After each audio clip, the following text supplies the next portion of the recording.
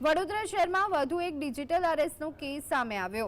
વિગત અનુસાર યુવાનનું સુપ્રીમ કોર્ટના જજ ચંદ્રચૂડના નામે ડિજિટલ અરેસ્ટ કરવામાં આવ્યું। યુવાન પર 2 કરોડનો મની લોન્ડરિંગનો કેસ કર્યો હોવાનું જણાવી રૂપિયા પડાવ્યા હતા। રાત્રે 2 વાગે પણ યુવકને લાઇટો ચાલુ રાખી સુવા જણાવ્યું હતું।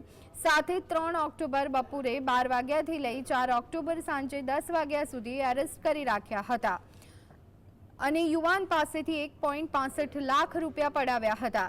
ઈસમોએ યુવાનને ધમકી આપી હતી કે કોઈને જાણ કરશો તો 3 વર્ષની જેલની સજા કરવામાં આવશે।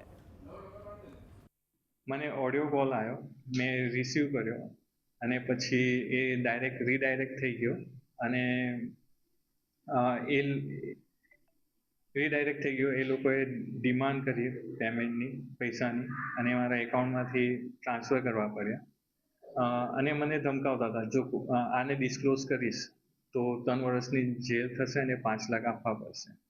અને એના અંદર મારે 1,65,000 મને આપવા પડ્યા